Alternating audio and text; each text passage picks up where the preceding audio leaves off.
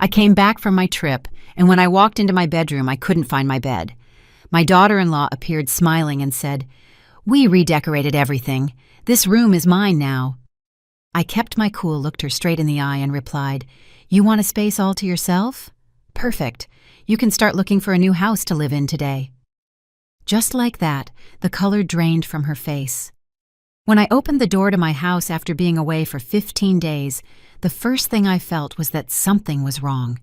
The air smelled different, like fresh paint and expensive perfume that wasn't mine. I left my suitcase at the entrance and walked slowly down the hall, my heart starting to beat faster, as if my body knew something my mind didn't want to accept yet. My feet took me straight to my room.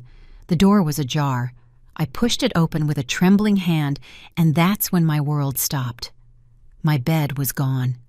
That mahogany bed where I had slept for 25 years, where I had cried over my husband's death, where I had sewn my children's clothes in the early mornings. It had vanished. In its place was a modern white bed with decorative pillows that looked like they were straight out of a magazine. The walls I had painted a soft peach color were now a light gray. My photographs, the photos from my wedding of my young children, of my husband with his warm smile, they were no longer hanging on the walls. I felt the floor move beneath my feet. "Do you like how it turned out, mother-in-law?" The voice came from behind me, sweet as poisoned honey. I turned around slowly. There was Valerie, my daughter-in-law, leaning against the doorframe with a smile that didn't reach her eyes. She was wearing a tight wine-colored dress, her hair freshly styled, her nails perfectly manicured. She looked victorious. "What did you do?" My voice came out weaker than I wanted. "We redecorated. The house needed a change, something more modern, more functional." She walked closer and ran her hand along the gray wall. "And well, this room is perfect for me. It has better light, more space. Robert and I needed it." My hands began to shake. I clenched them into fists to control them. "Where are my things? Where is my bed?" Valerie sighed as if I were a child throwing a tantrum. "In the garage. Everything's there, stored away safely. Don't worry." She paused and tilted her head. "We thought you could stay in the guest room. It's smaller, yes, but at your age you don't need that much space, right? Besides, this way, you don't have to climb stairs every day." Every word was a slap in the face. I didn't scream. I didn't cry. I didn't give her that satisfaction. I looked her straight in the eyes, those eyes that now shone with something I had never seen before, contempt. And in that moment I understood something that broke my soul. To her, I wasn't a person. I was an obstacle, an old piece of furniture that needed to be moved to make space. I took a deep breath. "You want a space just for yourself?" I said, with a calmness I didn't know I had. She smiled wider, thinking she had won. "Perfect," I continued. "Today you're going to start looking for a new house to live in." Her smile froze. The color drained from her face as if someone had flipped a switch. She opened her mouth, but no sound came out. "What did you say?" "You heard me, Valerie. If you need your own space so badly, get your own house. This one is mine." But what I didn't know at that moment, what I couldn't yet imagine, was that this confrontation was just the beginning, because Valerie hadn't acted alone, and what I would discover in the coming days was going to destroy me in ways I couldn't even imagine. Because when you trust the people you love, you never expect them to stab you in the back, especially when those people are your own blood. If this story is touching your heart, subscribe to the Elderly Stories channel to continue hearing real testimonials from women who found their strength when all seemed lost. Valerie looked at me as if I had lost my mind. She let out a nervous laugh, the kind that sounds fake even to the person making it. "Mother-in-law, you can't be serious. Kicking us out." "But Robert is your son. This is his house too." "I bought this house," I said, and my voice now sounded firmer. "I paid for it brick by brick with the sweat of my brow, and nobody asked my permission to touch my things." Just then Robert appeared in the hallway. My son. The boy I carried in my womb, whom I raised alone after his father died, to whom I gave everything I had and didn't have. He was in sweatpants and a t-shirt, looking like he just woke up even though it was already 3 in the afternoon. "What's going on?" "Why are you yelling?" he asked, scratching his head. "Your wife turned my bedroom into hers," I said, feeling the rage begin to break through the calm I had maintained. "Without asking me, without even telling me. Did you know?" Robert avoided my gaze. He stared at the floor just like when he was a boy, and I caught him in a lie. "Mom, Valerie said it was a surprise, that we wanted to renovate the house to make it look better." "I didn't think—" "You didn't think—" I interrupted him. "Or you didn't want to think." Valerie moved closer to him and took his arm in a gesture that was meant to be protective, but seemed possessive to me. "Robert, your mom is exaggerating. We just made some improvements. The house was so outdated with ancient furniture. We did it for everyone's good." "For everyone's good?" I repeated, feeling something hot rise in my chest. "Where is the good for me in all of this?" Robert finally looked at me. "Mom, calm down. It's not a big deal. We can fix up the guest room really nice for you. We can even—" "I don't want you to fix anything for me." I cut him off. "I want my room. I want my things. I want to be respected in my own house." The silence that followed was thick, uncomfortable. Valerie squeezed Robert's arm tighter. "Mother-in-law, I think you're being a little selfish," she said, her tone changing now. It was colder. "This house is big." "It has 4 bedrooms. Why do you need the biggest one if you're alone? Robert and I need space. We're thinking about having a baby soon and—" "Then find a house for that baby," I said. Robert sighed in frustration. "Mom, don't be like that. Where are we supposed to go? We live here. This is our home. Your home," I repeated slowly, letting the words hang in the air. "And what about mine?" I needed to see my things. I needed to confirm with my own eyes that this wasn't a nightmare. I went down the stairs to the garage with Robert and Valerie following me. When I opened the door, the smell of dampness hit me in the face. There they were, my furniture, my antique wooden dresser that had belonged to my mother, my disassembled bed leaning against the wall, my boxes. I opened one with trembling hands and found my photographs thrown in carelessly, some with broken frames. The photo of my wedding with Louis, the glass shattered right over his smiling face. I felt something inside me break. "We stored them carefully," Valerie said from behind, but her voice sounded hollow without conviction. I took the broken photograph in my hands. Louis looked at me from the past, young, happy, not knowing he would die just 12 years later and leave me alone to raise our children. I clutched the frame to my chest. "I need to be alone," I murmured. "Mom!" Robert tried to get closer. "I said I need to be alone!" I shouted, and my voice echoed off the garage walls. They left. I heard them go up the stairs and close the door. I stayed there sitting on the cold garage floor, surrounded by my life packed in cardboard boxes as if it were worthless. I cried.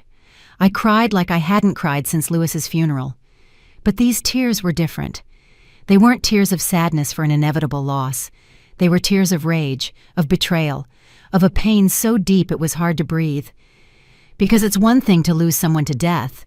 It's another thing entirely for the living to erase you, discard you, treat you like you're in the way in your own home. That night, I slept in the guest room, or tried to. The bed was small, the mattress hard, and from there I could hear Valerie and Robert laughing in my bedroom. Sometime in the middle of the night, I heard them making love. And I, the owner of that house, was lying there in a room that smelled of disuse, staring at the ceiling, wondering when my life had turned into this. But what they didn't know, what I still didn't realize, was that this humiliation was just the beginning.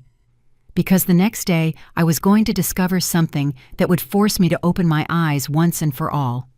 Something that would show me that the redecoration of my room wasn't just a whimsical makeover, it was part of a plan they had been plotting for months, and I had been so blind, so trusting, that I didn't see the signs until it was too late, or maybe not too late after all. I couldn't sleep. The hours passed slowly, heavily, as I tossed and turned in that small bed that creaked with every movement. At 4 in the morning, I gave up. I got up and went to the kitchen to make myself some chamomile tea, the kind my mom used to make for me when I was a little girl and couldn't sleep. The house was silent. The only sound was the ticking of the wall clock that Louis gave me for our 10th anniversary. I sat at the kitchen table, the warm mug in my hands, and memories washed over me like waves. I remembered when Louis and I were young, dreaming of having our own house. We lived in a rented 2-bedroom apartment downtown with walls so thin we could hear everything the neighbors did.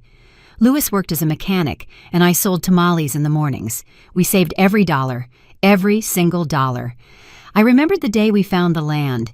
It was an empty lot in a rough part of town far from the city center, with no utilities, but it was the only thing we could afford. $20,000 that took us 8 years to save. When we signed the deed, Louis picked me up and spun me around in the middle of the dusty lot. "We're going to build our future here, my love," he told me. I was 32, he was 35. We never got to build it together. 2 years after the accident, Louis died when a car ran a red light and hit him on his way to work. I was left alone with Robert, who was 15, and Lucy, who was 12, with no money, still without our own house, but with a piece of land and a promise I had made at his grave. Our children were going to have that home. I took 2 jobs, sometimes 3. I cooked in a diner from 6 in the morning to 2 in the afternoon. Then I cleaned offices from 4 to 9 at night. On weekends, I sold gelatin desserts and cakes at children's parties. I slept 4 hours a day. My hands became calloused. My back began to hurt constantly, but I kept saving.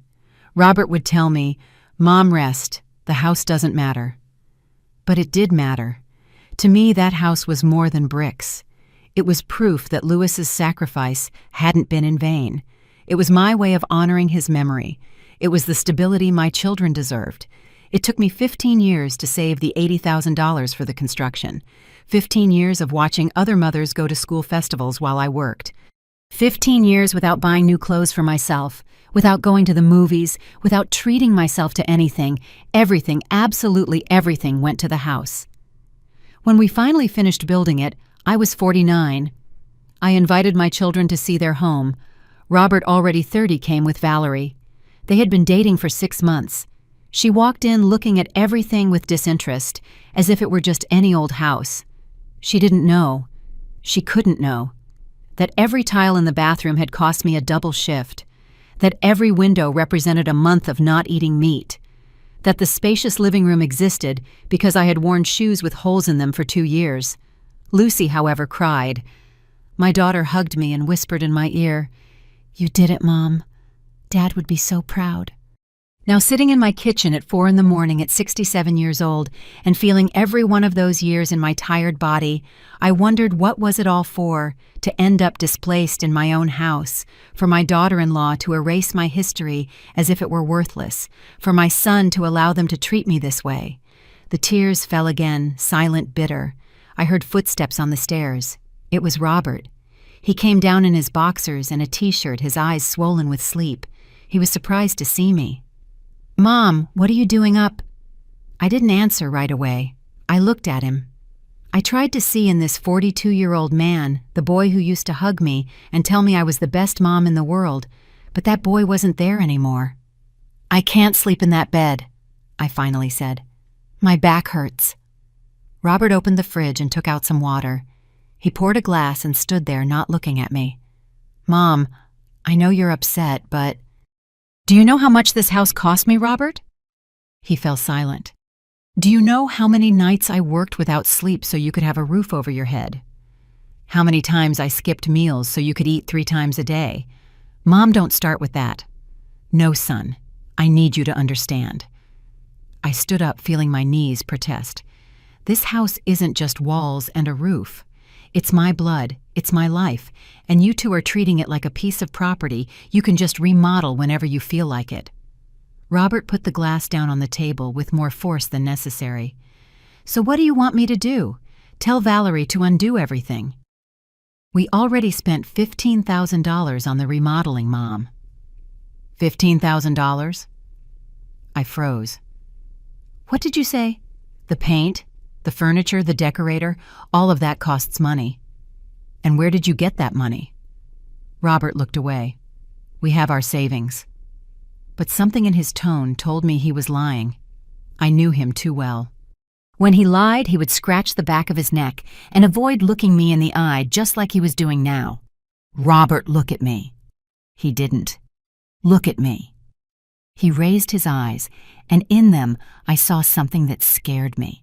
Guilt. Deep guilt. "What did you do?" I asked, feeling fear creep up my spine. "Nothing, Mom. We just improved the house. That's all." "Did you use my money?" "No." "Then what?" Silence. A silence that weighed a ton. Robert finished his water in one gulp and headed for the stairs. "I'm going back to sleep. You're being paranoid." I was left alone in the kitchen again, but now fear had settled in my chest like a clenched fist, because I knew my son, and I knew when he was hiding something from me, something big. The next day I was going to start looking for answers. I was going to open drawers, check papers, ask questions, and what I was about to discover would break my heart into even smaller pieces. Because sometimes the greatest pain doesn't come from strangers. It comes from the people who swore to love you. And when that betrayal is revealed, the world is never the same again. For the next 3 days, I acted as if nothing had happened, as if I had accepted my new place in the hierarchy of my own house. I made breakfast, I cleaned, I smiled when I had to smile. But inside, every fiber of my being was on high alert, watching, listening. Valerie paraded around the house like a queen. She had taken over not only my bedroom, but also my space in the kitchen. She moved my cast iron pans, the ones Louis had given me, to the top cabinet where I could barely reach. She put her expensive ceramic pots in the place where mine had always been. Little victories she savored every time I had to ask for her help to get something down. Robert left for work early and came back late. An engineer at a construction company, he made good money, but it was never enough for his expenses. It had always been like that. He spent more than he had. When he was young, I covered his small debts. He's young, he's learning, I told myself. Now he was 42 and still hadn't learned. On the third day, Valerie went out to the salon. "I'm getting my hair done, mother-in-law." "I'll be back in 3 hours," she said while putting on lipstick in front of the entryway mirror. My mirror, the one I had bought at an antique market 20 years ago. Robert was at work. The house was empty, silent. It was my chance. I went up the stairs slowly, holding my breath as if someone could hear me. I entered what had been my bedroom. The smell of Valerie's perfume saturated the air. It made me nauseous, but I pushed forward. I opened the closet. All my clothes were gone.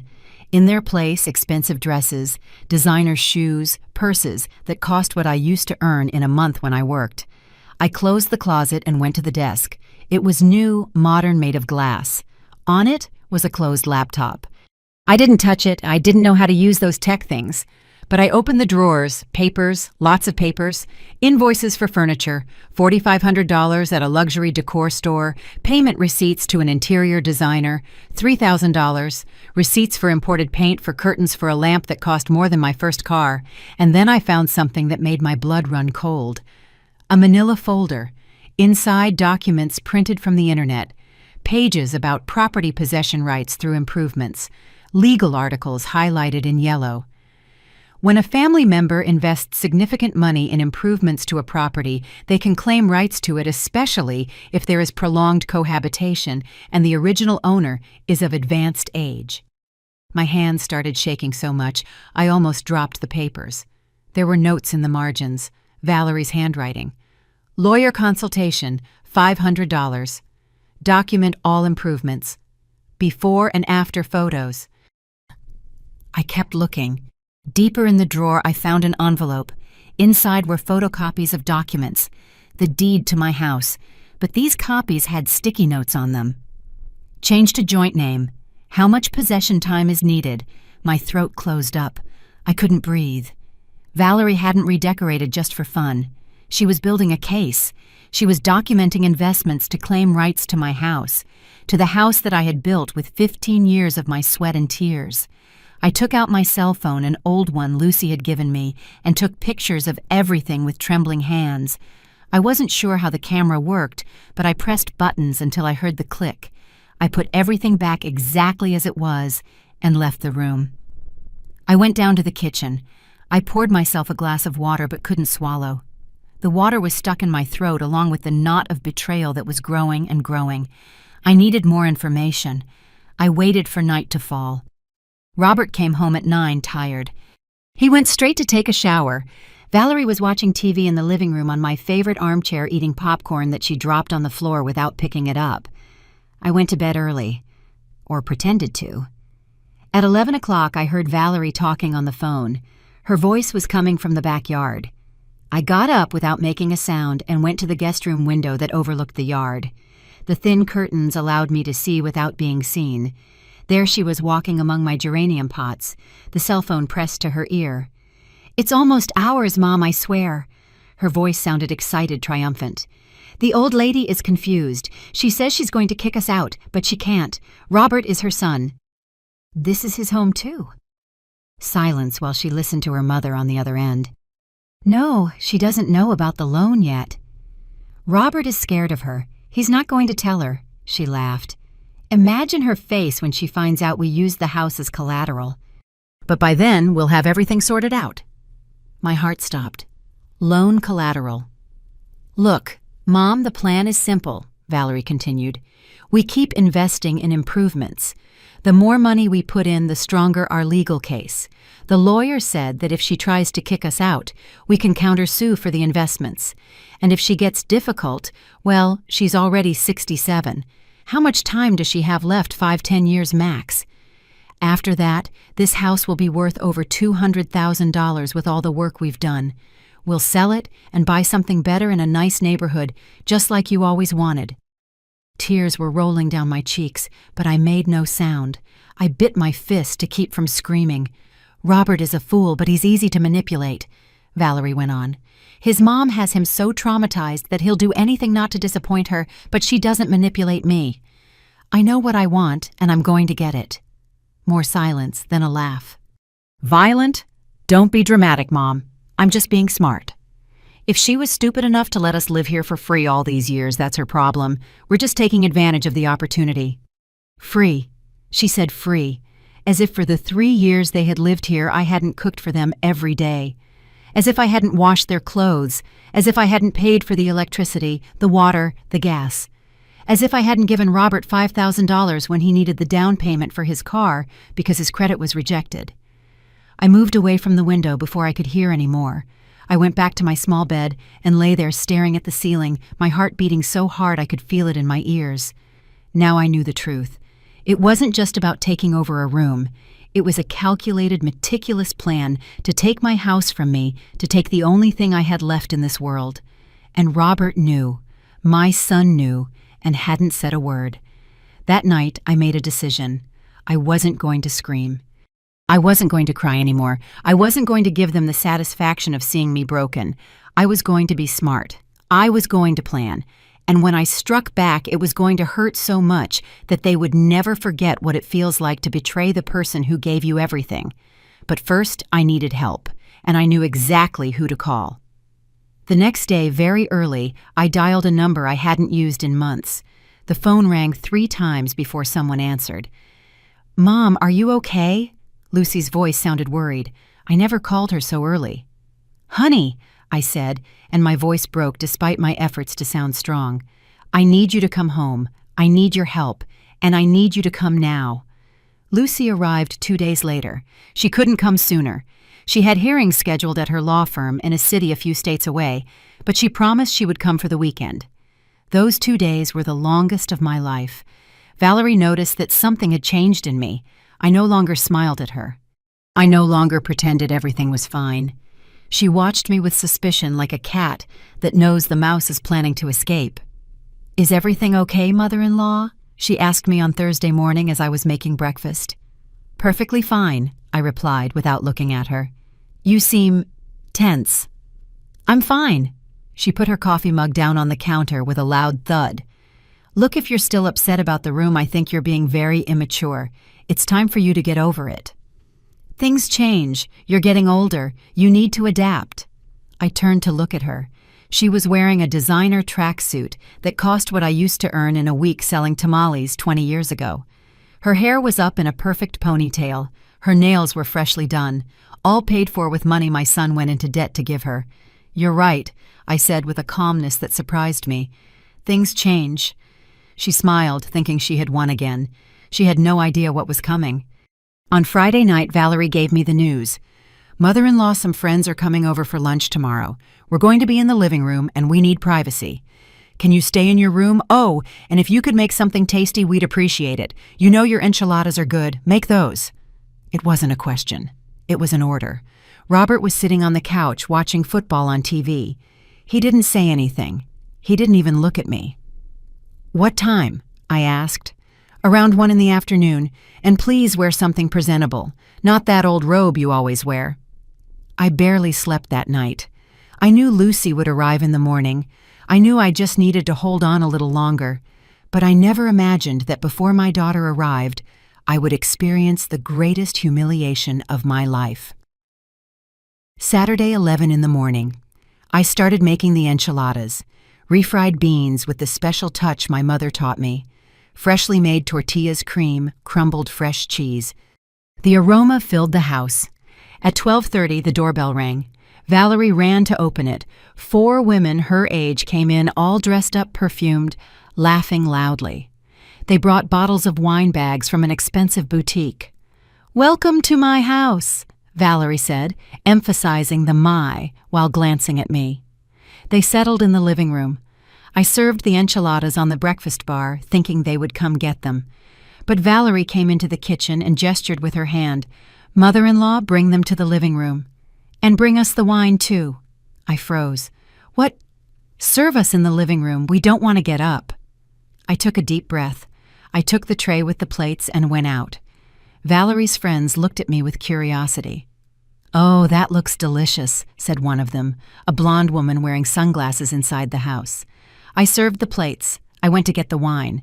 When I came back with the bottle and glasses, Valerie was showing her friends her new room. "Come on, I'll show you how it turned out. It's beautiful." The 5 of them went upstairs. I stayed downstairs, feeling my stomach churn. I could hear their voices and laughter from the second floor. "It's gorgeous, Val. And this was your mother-in-law's room. Yeah, but you know how older ladies are, everything old and depressing. We did her a favor by moving her to a smaller room." Laughter. They came down after 10 minutes. They sat down to eat. I was in the kitchen cleaning, trying to disappear. But then I heard Valerie's voice. "Mother-in-law, can you bring us more napkins?" I came out with the napkins. When I put them on the table, one of the friends, a brunette with huge earrings, looked at me with a condescending smile. "And you're Robert's mom?" "Yes." "Oh, how convenient to have live-in help, right, Val?" she said to Valerie with a knowing nudge. My blood ran cold. "Very convenient," Valerie replied between laughs. "Although sometimes you have to tell her how to do things. You know the older generation had different standards." The laughter grew louder. Another friend, a redhead with long, decorated nails, looked directly at me. "And do they pay you, for cooking and cleaning?" The silence that followed was deafening. Valerie took a sip of wine, enjoying every second. "No, but we give her room and board." "That's enough, isn't it? Besides, she's family. Family helps each other out." The laughter exploded. I just stood there, my cheeks burning, feeling each laugh like a slap. They saw me as the maid, as a free employee in my own house. "Mother-in-law, can you clear these plates? We're done." My hands were shaking as I took the plates. One slipped, but I caught it before it fell. More laughter. "Careful now." I went back to the kitchen. I put the plates in the sink. And there, standing in front of the window where the midday sun streamed in, something inside me broke. It wasn't dramatic, it wasn't loud, it was silent, like when glass cracks a fine fracture that changes everything. I leaned on the sink, closing my eyes, breathing deeply. The tears wanted to come, but I didn't let them. I wasn't going to cry. Not anymore. At that moment, I heard a voice behind me. "Mom!" I turned around. Lucy was standing in the kitchen doorway. I hadn't heard her arrive. She had her small suitcase, wearing jeans and a simple blouse, but what I noticed most were her eyes filled with tears of rage. "How long have you been here?" I whispered. "Long enough to hear everything." Her voice trembled. long enough to understand what's happening in this house." More laughter came from the living room. Valerie was telling some story, her voice loud and confident. Lucy dropped her suitcase on the floor and came towards me. She hugged me tight, and in that hug, I allowed myself for a second to be fragile, to be the mother who needed her daughter's comfort. "No more, Mom," she whispered in my ear. "This ends today." She pulled away, wiped her eyes with the back of her hand, and on her face, I saw the same determination I had when I was young, and decided to build this house against all odds. "Where's Robert?" she asked. "He went out, said he'd be back tonight." "Perfect. Then let's get to work. You and I like it always should have been. What are you going to do?" Lucy took my hands, her lawyer's hands soft but firm. "I'm going to do what I should have done a long time ago. Protect you, defend what's yours, and teach that woman that she can't steal your life. Lucy, she has papers plans, and I have the law on my side, and I have something she'll never have." "What's that, the truth?" she said, squeezing my hands. "Now give me your phone. I need to see those pictures you told me about, and then we're going to review every document for this house, every paper, every receipt. We're going to build a case so solid that when we're done, Valerie will wish she'd never set foot in this house."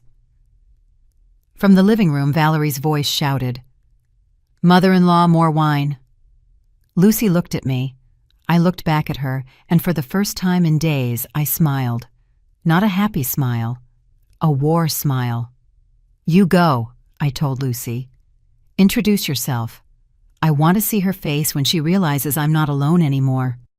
My daughter walked out of the kitchen with firm steps. I followed a few feet behind. Valerie was pouring more wine when she saw Lucy. Her smile froze. "Lucy, what a surprise." "Hello, Valerie." My daughter said, her voice as cold as ice. "I came to spend a few days with my mom. Hope you don't mind me using my old room. Oh, wait, that's right. It's yours now, isn't it?" The silence in the living room was absolute. Valerie's friends looked between us, not understanding what was happening. Valerie tried to regain control. "Of course, no problem.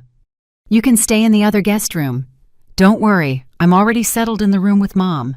Lucy smiled, but it wasn't a kind smile. "We have a lot to talk about. Legal matters about property inheritance, that kind of thing. Right, Mom?" All eyes turned to me. "That's right, honey," I said, and my voice came out firmer than it had in days. "A lot of things to review." I saw the color drain from Valerie's face, and I knew she knew. She knew her game was over, that the dumb, manipulable mother-in-law she could strip of everything had just called in reinforcements, and these reinforcements weren't going to play nice. Valerie's friends left half an hour later. The atmosphere had become awkward tense, like when everyone knows a storm is about to break, but no one wants to be the first to mention it. Valerie saw them off at the door with fake kisses and promises to see them soon, but I could see her hands trembling as she closed the door. Lucy and I were sitting at the dining room table. My daughter had taken out her laptop, a slim silver one that shone under the light, and had spread papers all over the table. I had given her my phone with the pictures I took from Valerie's desk. "This is serious, Mom," Lucy said as she reviewed the images, enlarging them with her fingers on the screen. "Very serious." Valerie walked into the room.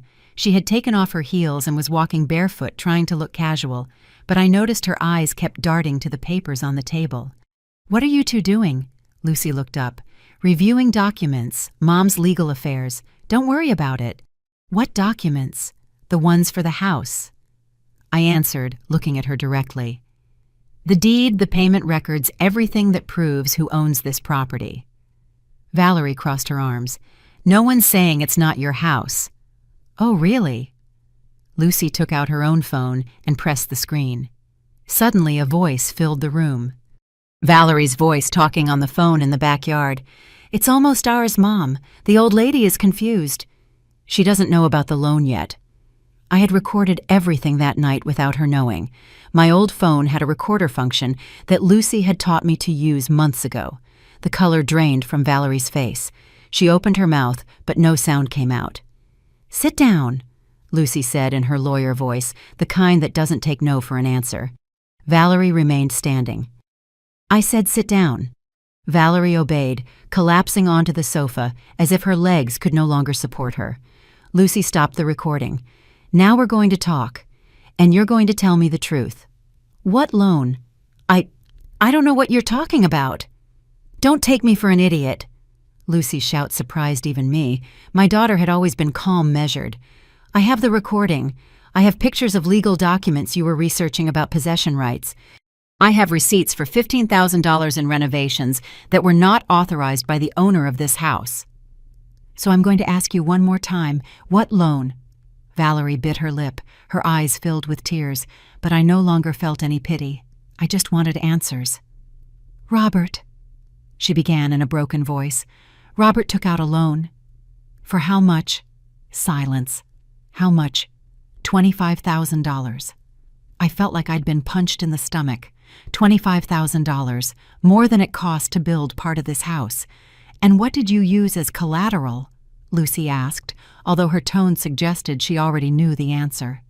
The house, Valerie whispered. But it's not what you think. It's not what I think. Lucy stood up, pacing around Valerie like a lawyer cross-examining a witness. You used my mother's house without her knowledge, without her signature as collateral for a loan. Do you have any idea that's fraud? We have the signature, Valerie burst out. Robert forged it. She covered her mouth, but it was too late. The words were out. The world stopped. What did you just say? My voice was barely a whisper. Valerie started crying for real now, with sobs that shook her body. We didn't want to do it like this, but we needed the money. Robert has debts, a lot of debts you don't know about, Mom. Credit cards, personal loans. If we didn't pay, they were going to sue him, put him in jail. And your solution was to steal from his mother. Lucy's voice was like steel. To forge her signature. We were going to fix everything before you found out. Valerie looked at me desperately. The plan was to remodel the house, increase its value, and then sell it. With that money, we would pay off the loan and give you your share. We were going to buy you a small, comfortable apartment where you wouldn't have to worry about anything. Where I wouldn't be in the way. I finished the sentence for her. A heavy silence fell. And the legal research on possession rights, Lucy continued. Was that also part of this generous plan? Valerie didn't answer. That's what I thought. Lucy went back to her laptop. Mom, give me the deed to the house. I stood up on shaky legs and went to my room, the guest room where I now slept. From the bottom of my suitcase, I took out a yellow envelope where I kept the most important documents of my life. The deed was there, protected in a plastic sleeve. I brought it to Lucy. She reviewed it carefully, turning each page with a lawyer's attention. Here it is, she said after a few minutes. Spousal Protection Clause. Dad was very smart when he drafted this with the notary. The house is solely in Mom's name. For any transaction, sale, or use of the property as collateral, her notarized signature is required with 2 witnesses. And it specifically states here that no one can transfer rights or create liens without the explicit consent of the owner.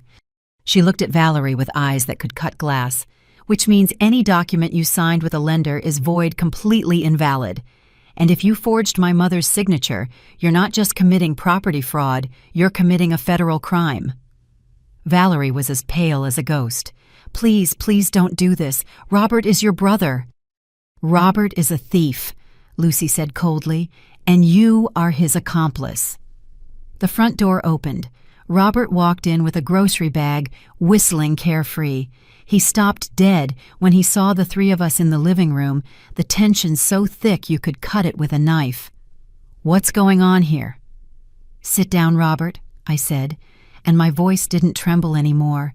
It was filled with something new, a disappointment so deep it had turned into strength.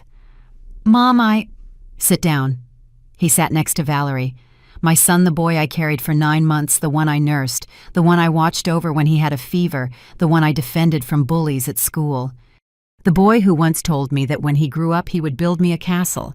Now he couldn't even look me in the eye. Lucy explained to your brother what we just discovered, I said. My daughter took out a folder and began to read aloud. Every document, every receipt, every piece of evidence of their betrayal.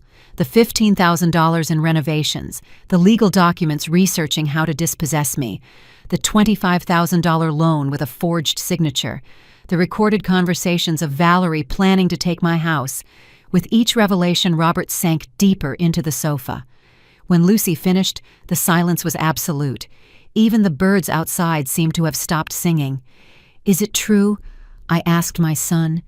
"Is all of this true?" Robert covered his face with his hands. "Mom, the debts.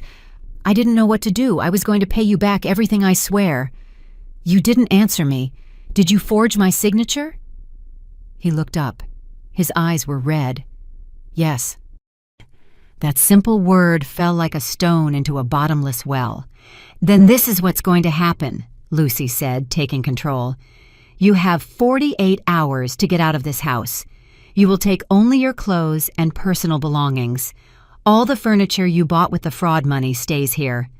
"You can't kick us out," Valerie shouted. "This house belongs to Robert, too. It's his inheritance."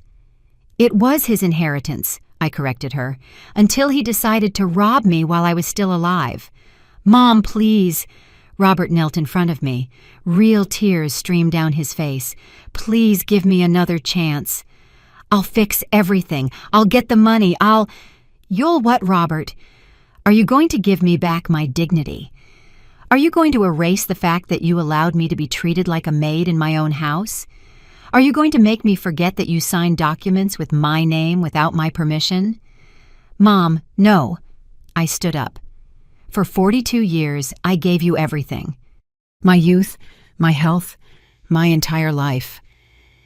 And when I finally needed you to take care of me, to respect me, you chose to betray me in the worst possible way. Mom, I love you. Love doesn't steal. Love doesn't lie. Love doesn't plan to ship its mother off to a small apartment to keep what she built." Robert was sobbing on the floor. Valerie was on the couch staring at the wall. Lucy took some papers from her folder. "Here is the document you will both sign. It's an agreement where you acknowledge you have no rights to this property, that all improvements were made without authorization, and you agree not to initiate any legal action against my mother. If you don't sign it, we file charges for property fraud with the district attorney's office tomorrow morning." "And if we sign it?" Valerie asked, her voice barely audible. "If you sign it and leave without any trouble, we won't press charges. It's that simple." Robert looked at the document. Then he looked at me. "Mom, if I sign this, will you ever forgive me?" The question hung in the air, and I wondered, could I forgive something like this? Could I ever trust the son who had betrayed me this way again? I don't know. I answered honestly. Maybe someday, but not today, and not soon. Robert took the pen Lucy offered him. With a trembling hand, he signed the document. Valerie did the same, her tears staining the paper. 48 hours, Lucy repeated. "And if you dare to damage anything, steal anything, or cause any problems, the deal is off and you're going straight to jail." They stood up like zombies and went upstairs. We heard them walking around on the second floor, opening drawers, speaking in whispers. I collapsed onto the sofa. The full weight of the past few days hit me all at once. I started to tremble. Lucy sat next to me and held me. "It's over, Mom, it's over." But I knew it wasn't over, that the next 2 days were going to be hell. That watching my son pack up his life and leave the house I built for him was going to break me in ways I couldn't even imagine. But I also knew something else, that for the first time in a long time, I wasn't alone, and that this battle, finally, I was going to win. The next 2 days were a silent torture. Robert and Valerie moved through the house like ghosts, avoiding my gaze, packing their things into cardboard boxes they got from the supermarket. The sound of packing tape sealing the boxes became the soundtrack of those 48 hours. Lucy never left my side. We slept together in the guest room, holding each other, like when she was a little girl having nightmares. But now the nightmare was real, and we were wide awake living it. On Monday morning, the deadline, Lucy decided it was time for one last conversation. A conversation to lay everything on the table, without yelling, without tears, just truths. "We need to close this properly," she told me as we had coffee in the kitchen. Not for them, for you, so you can move on without any doubts. At 10 in the morning, the four of us sat at the dining room table, the same table where we had shared hundreds of meals. The table where Robert had done his homework as a child, where we celebrated his birthdays, his graduations, his engagement to Valerie. Now it was the table of the final judgment. Lucy had a thick folder in front of her. She opened it with precise movements and began to take out documents one by one. "Before you go," she began, "I want you to understand exactly what you did, not to make you feel bad, but so you never do this to anyone again." She placed the first document on the table. The deed to the house signed in 2005. Total construction cost $80,000. My mother worked for 15 years to save that money. 15 years cleaning, cooking, selling things, while you, she looked at Robert, were studying, going out with friends, living a normal life. Robert stared at this table. Lucy put down another paper. "Bank statements. Here are the movements on Mom's credit card for the last 6 months." She pointed to a line marked with a yellow highlighter. "Charges at department stores for $8,700. Valerie, your name appears on several of the receipts as the person who signed. You used her card without authorization." Valerie wrung her hands but said nothing. "Next." Lucy put down more papers. "Loan contract with a loan shark from the neighborhood. $25,000 borrowed at 30% annual interest. Document with my mother's forged signature using this house as collateral." She looked up. "Do you know what would have happened if you didn't pay? The loan shark would have started legal proceedings, and even though the signature was fake, the process would have been long, expensive, and agonizing.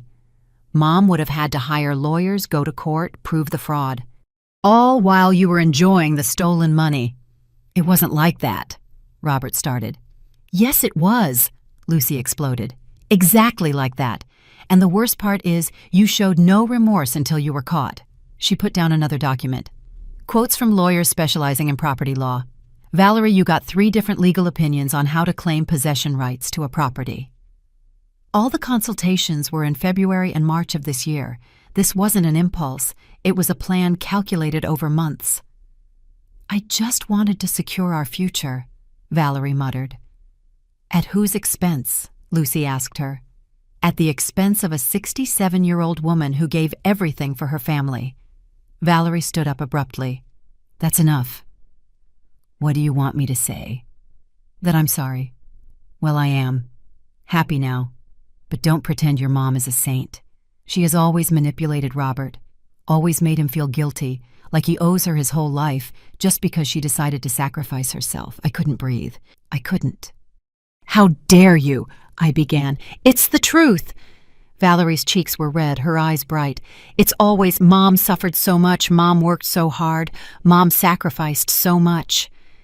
And you know what? Yes, she did, but that was her choice. Robert didn't ask her to work herself to death.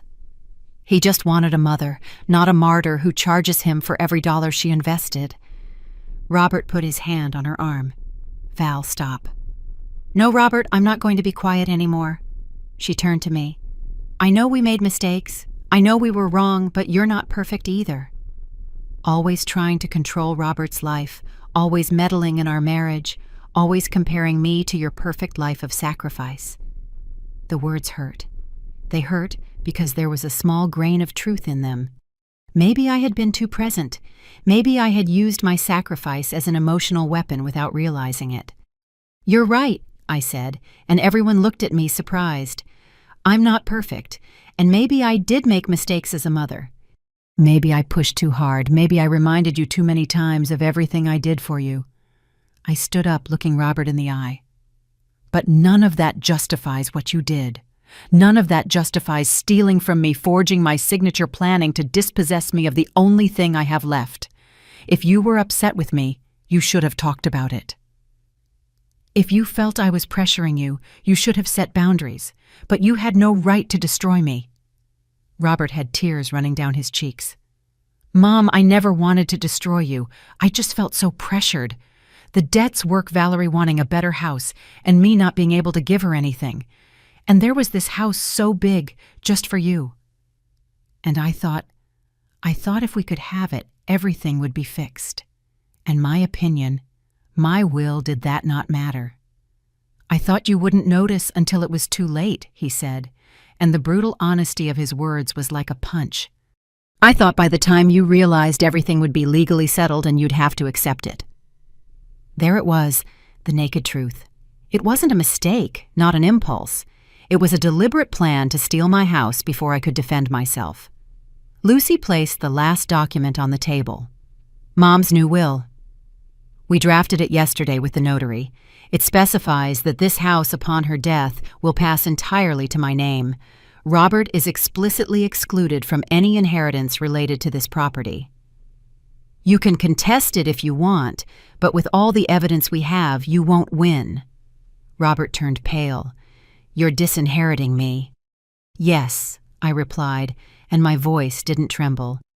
Because a son who steals from his mother doesn't deserve to inherit anything from her. But you always said the house was for your children, for both of us. It was for my children, but you decided to stop being my son the day you forged my signature. The silence that followed was devastating. Robert broke down, crying deep sobs that shook his whole body. Valerie held him, but even she seemed to understand there was no going back. You can go now, Lucy said. Your deadline was an hour ago. We gave you extra time, but no more. You have 2 hours to finish packing and leave. After that, if you're still here, we're calling the police. Robert stood up, staggering. He looked at me one last time. Is there anything I can do to make you forgive me? The question hung in the air, and I wondered, what could he do? What actions could erase this betrayal? I don't know, Robert. Maybe with time. Maybe if you prove with actions, not words, that you understand what you did. But that doesn't mean you'll live here again. That doesn't mean I'll include you in my will again. Some things once broken can never be the same. But I'm your son, and I'm your mother, and you betrayed me. I took a breath. Now go, please. Before I regret not pressing charges. They went upstairs for the last time. Lucy and I followed to make sure they didn't take anything that wasn't theirs.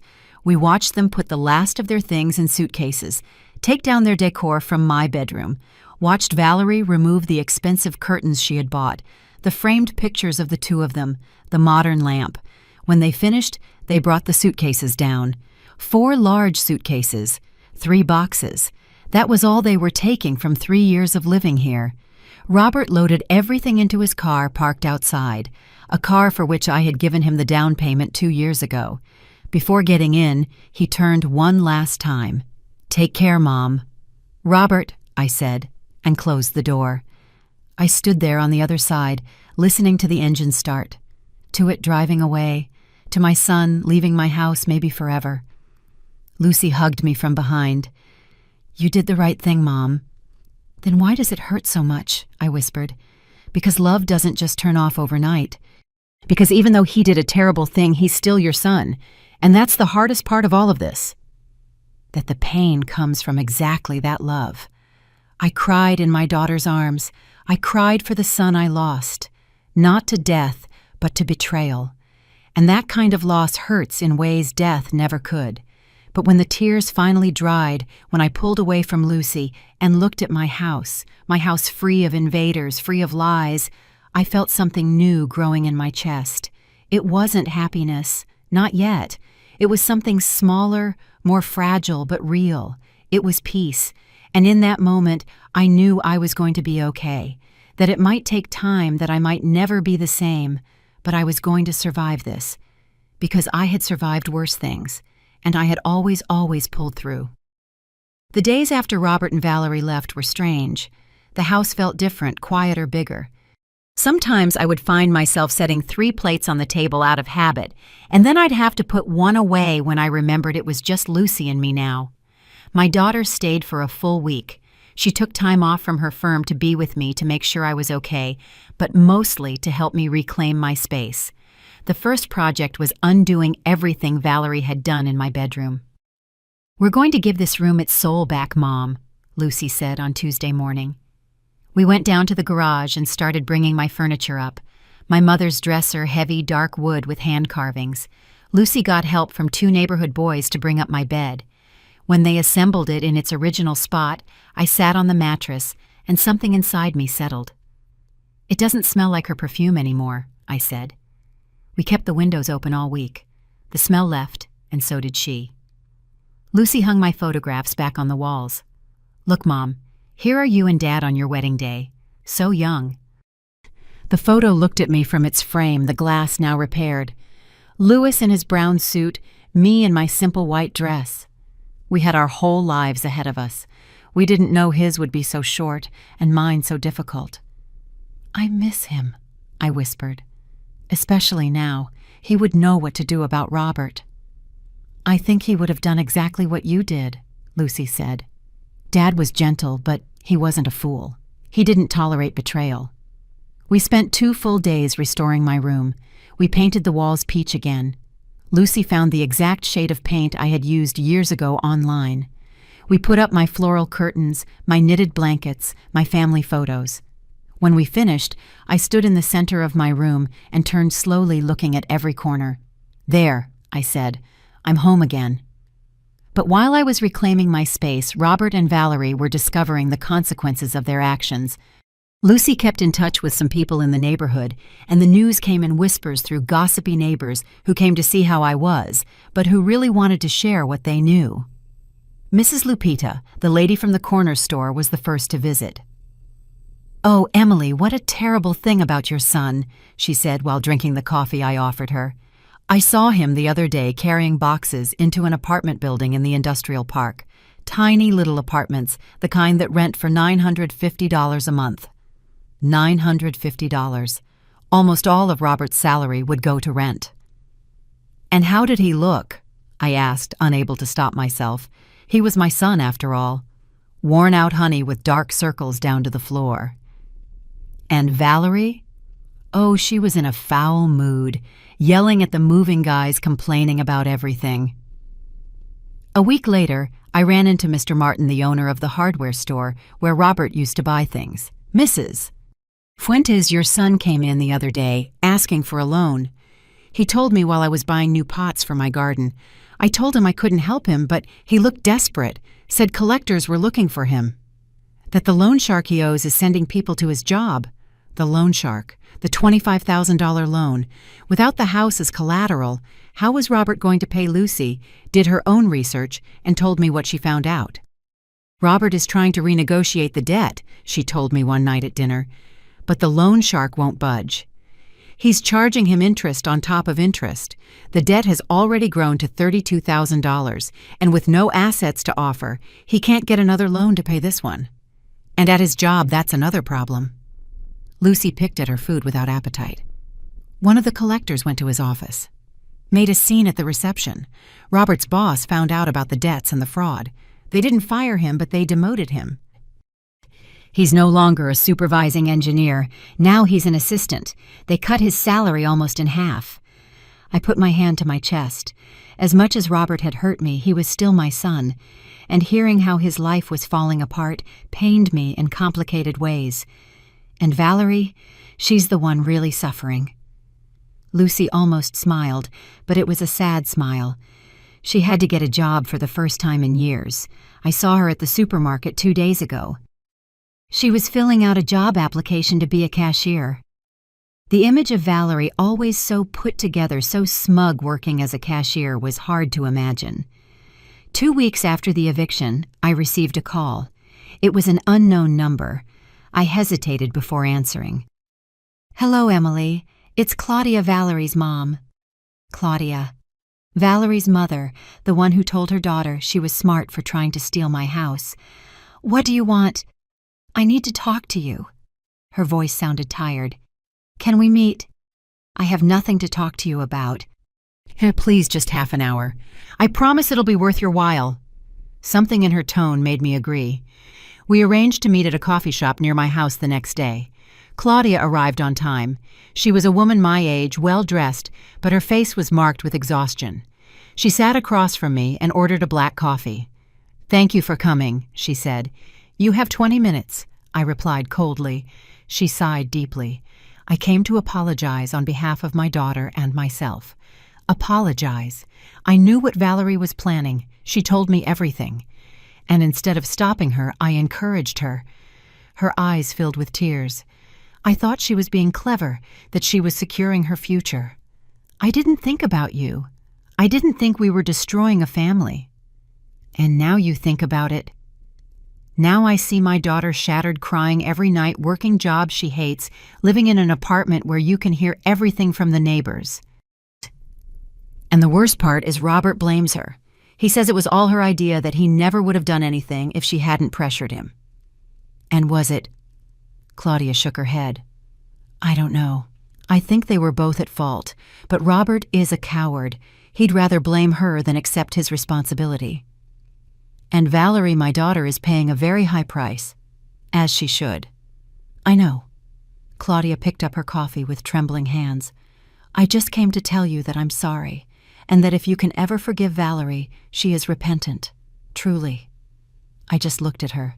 This woman who had encouraged her daughter to rob me, who had participated in the plan. Now she came full of regret because it all went wrong. Forgiveness isn't asked for, Claudia. It's earned, and your daughter has a very long road ahead of her if she wants to earn it. I understand. And tell her something for me. Tell her to learn her lesson. That you should never, ever try to build your happiness on the destruction of someone else. Because life has a way of settling those accounts. Always. Claudia nodded, finished her coffee, and left. I never saw her again. That night, Lucy and I had dinner in the garden. I had bought some string lights and hung them in the trees, even though it wasn't Christmas season. I just wanted my house to feel joyful again. How are you feeling, Mom? Lucy asked. Strange, I admitted. Sad, angry, relieved all at the same time. That's normal. You lost your son, but you got your house back. It's a painful trade. Do you think Robert will ever come back? Apologize for real. Lucy thought for a moment. I don't know, Mom. Maybe. Or maybe he'll never find the courage. Some children never learn. And me, will I be able to forgive him? Only you know that, and only time will tell. I looked at my house lit up with colorful lights, my garden with my healthy geraniums, my space reclaimed, my dignity restored, and I knew that whether I forgave Robert or not, I was going to be okay, because I had learned the most important lesson of all, that love doesn't mean allowing abuse, that setting boundaries isn't cruelty, that protecting yourself doesn't make you a bad mother. It makes you human, and it makes you strong. Lucy had to go back to her city after 2 weeks. Her job needed her. Her life was there.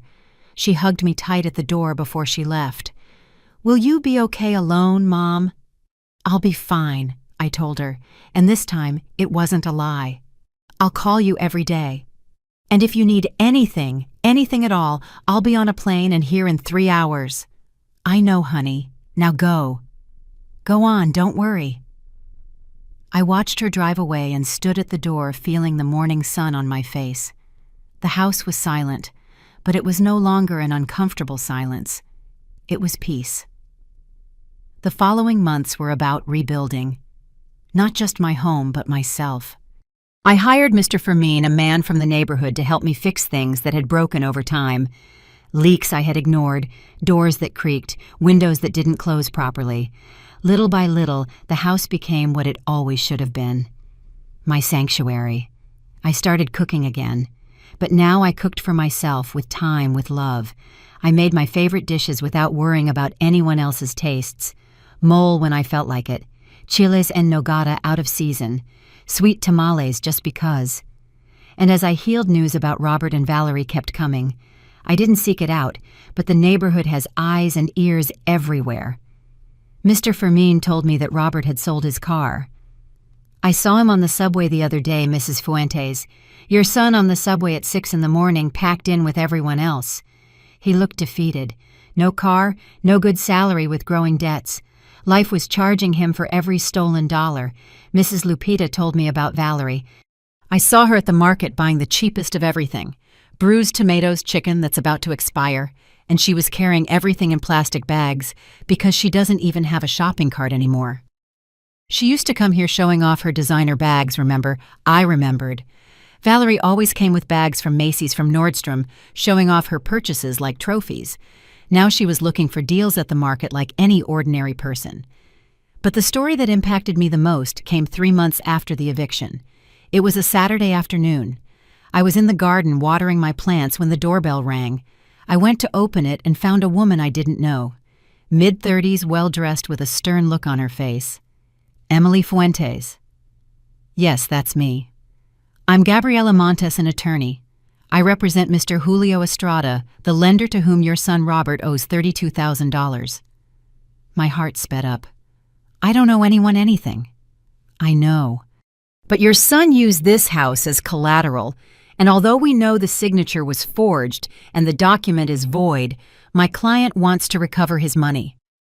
I came to ask if you would be willing to— No, I interrupted her. Whatever you're going to ask, the answer is no. That debt is not mine, it's Robert's, and he can pay it. The lawyer sighed. Mrs. Fuentes, I understand your position, but your son has no way to pay. My client is considering other measures legal, but unpleasant. Are you threatening me? No, ma'am. I'm just informing you. Robert filed a complaint alleging that you knew about the loan and are now refusing to help him.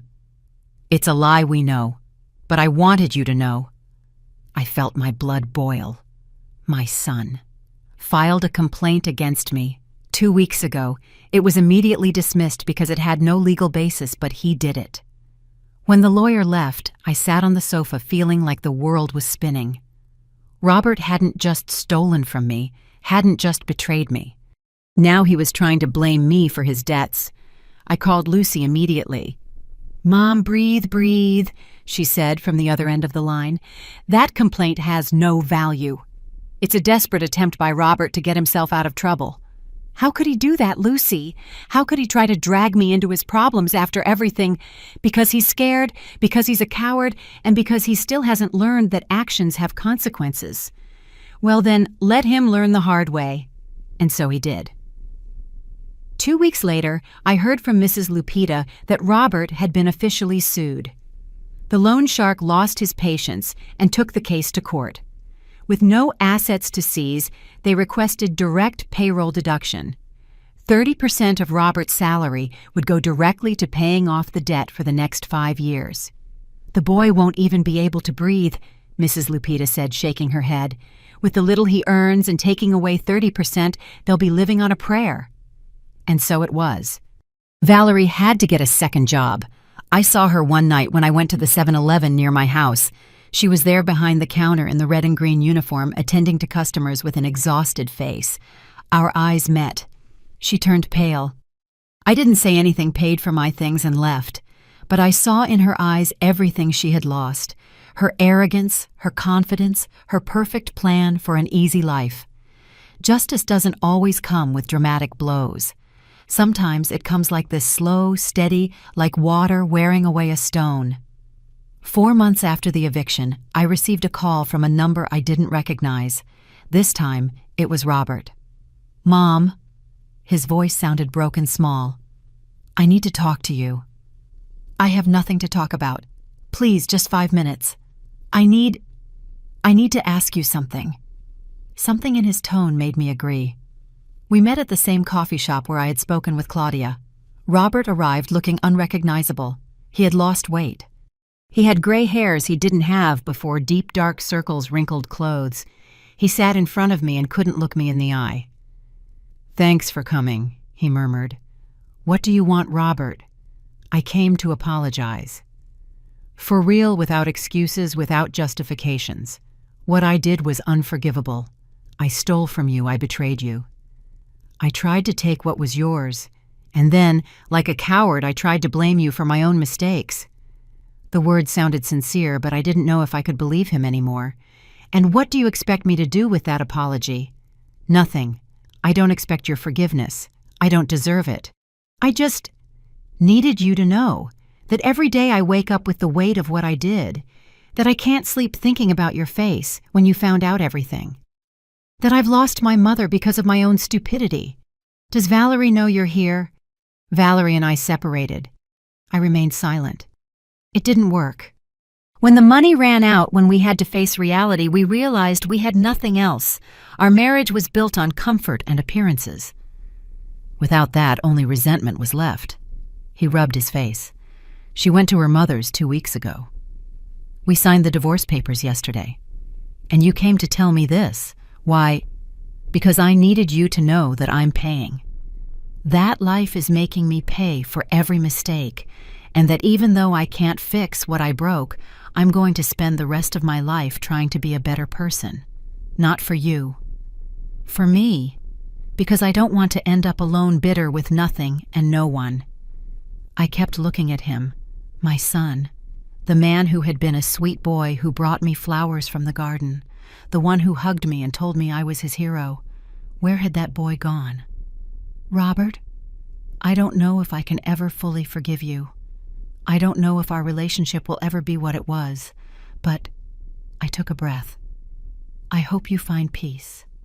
That you learn from this, and that you never ever do to anyone what you did to me. Does that mean? It doesn't mean anything yet. It means I'm open to seeing what you do with your life from now on. Words are easy, Robert. Actions are what count. Tears welled up in his eyes. Thank you, Mom. It's more than I deserve. He stood up to leave. Before leaving the coffee shop, he turned. I love you, Mom. I've always loved you, and I'm so sorry I hurt you. I watched him go walking slowly with slumped shoulders, and I felt something strange in my chest. It wasn't forgiveness. Not yet. But maybe it was the beginning of something. A very long road to healing. Because poetic justice doesn't always mean total destruction.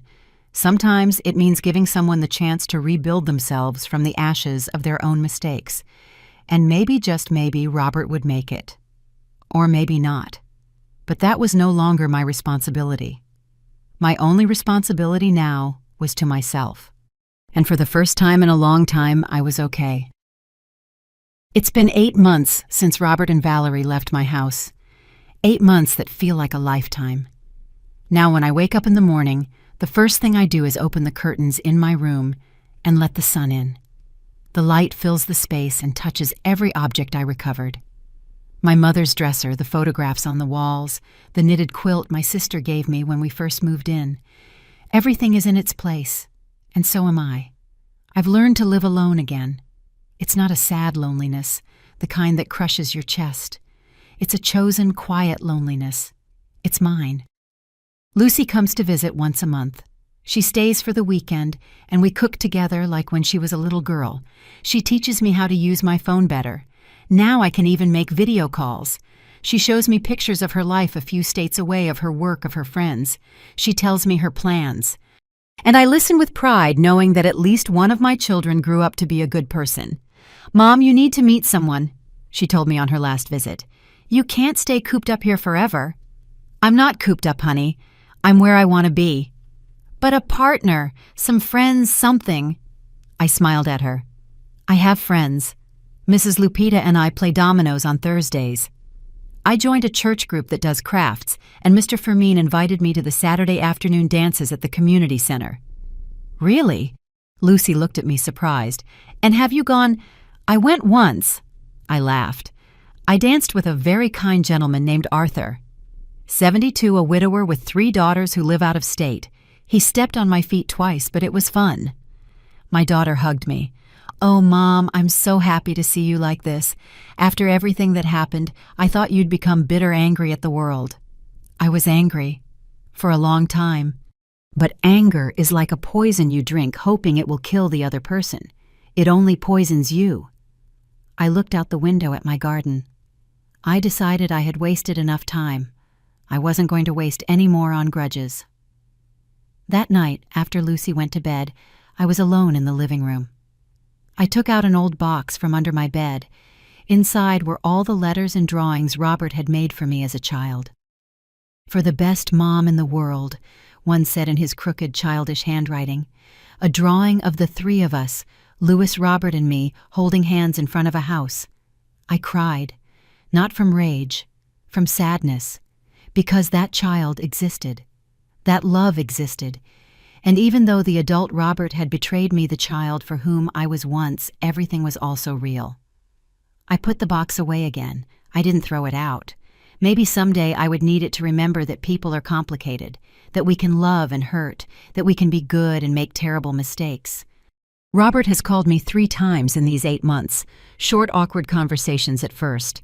He tells me he got a new job, better paying, at a small construction company, that he's living in a rented room alone learning to cook, that he's going to therapy to understand why he made the choices he made.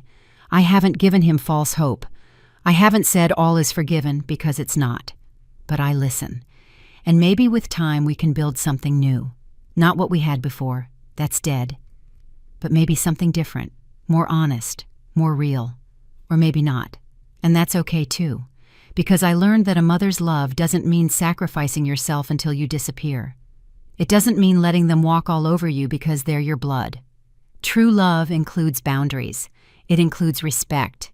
It includes the dignity to say, this far and no further. This house I built with my own hands, brick by brick, dollar by dollar, is no longer just a building. It's a symbol. It's proof that I can survive impossible losses, that I can get up when I'm knocked down, that my worth doesn't depend on whether my children acknowledge me or not. I am worthy because of who I am, because of what I've built, for the battles I've won and the ones I've lost, for every scar I carry with dignity. Now when I walk through my house, I touch the walls and whisper to them, we endured. You and I, we endured together. And it's true. The other day, Mrs. Lupita told me that Valerie left the neighborhood, that she moved to another state with her mother, that she left everything behind and started over. I wish her the best. I really do. Because holding a grudge is like carrying stones. They only weigh you down. Mr. Fermin told me he saw Robert at church last Sunday. He looked different, ma'am. More humble, more present. Maybe he's changing. Maybe not. Time will tell. But I'm no longer waiting for anyone to change for me to be happy. I no longer need my children's validation to know I was a good mother. I did the best I could with what I had. I gave everything I had to give. And if that wasn't enough for Robert, that's his problem, not mine. Tonight I sat in my garden with a cup of chamomile tea. The colorful lights I never took down illuminate the trees. It's cold, but I like the feel of the fresh air on my face. It reminds me that I'm alive, that I survived. And as I sit there thinking about everything that happened, about everything I lost, and everything I gained, I come to a simple but powerful conclusion. It was worth it. It was worth fighting for what was mine. It was worth setting boundaries, even though it hurt. It was worth saying no, even when they called me selfish. It was worth defending myself, even if it meant losing temporarily or forever the relationship with my son. Because at the end of the day, when I close my eyes in my bed, in my room, in my house, I can sleep in peace. I don't have to wonder who will try to dispossess me tomorrow. I don't have to walk on eggshells in my own home. I don't have to pretend everything is okay when it's not. I am free, and that freedom, that peace is priceless. Today I want to say something to all of you who are listening, to all the women who have given so much, who have sacrificed so much, who feel like they can't go on. You have the right to set boundaries. You have the right to say enough. You have the right to protect what you built with your own hands, with your own sweat, with your own tears. You are not bad mothers for demanding respect. You are not bad people for defending yourselves. You are not selfish for putting your well-being first. Generosity is beautiful. Sacrifice is noble. But when that generosity turns into abuse, when that sacrifice erases you as a person, when you give so much that there's nothing left of you, then it's not love. It's self-destruction. And you are worth more than that. Your children, your partners, your family members have to learn that respect isn't asked for, it's demanded. That love without respect isn't love. That family doesn't mean infinite tolerance for abuse. If someone tries to take what is yours, whether it's a house, your dignity, or your peace, you have the right to defend what belongs to you. And if that means walking away from people you love, if that means being alone temporarily, if that means being called harsh or bitter, so be it. Because chosen solitude is 1,000 times better than company that destroys you. And remember, it's never too late to take your life back. I was 67 years old when I had to face the greatest betrayal of my life. 67. Many people told me I was too old to fight, to start over, to be alone. But here I am at 68, stronger than ever, more at peace than ever, more myself than ever. Age doesn't define you. The mistakes of others don't define you. What defines you is how you respond when life hits you. Whether you stay down or get up. Whether you accept the abuse or you say, never again. I chose to get up. And if you're listening to this and you're going through something similar, I want you to know you can get up too. You have that strength inside you. Maybe you don't believe it now. Maybe you feel broken, finished, too tired to fight. But the strength is there waiting. You just need to make the decision. One decision at a time, one day at a time, one boundary at a time. And one day, I don't know when you'll wake up and realize you survived, that you moved on, that you got your life back. And that day you will smile and you will know that every tear, every fight, every moment of pain was worth it. Because in the end, the only thing that really matters is this. Can you look at yourself in the mirror and be proud of the woman you see? Can you sleep in peace, knowing you defended yourself? Can you live with dignity in the space you built? If the answer is yes, then you've won.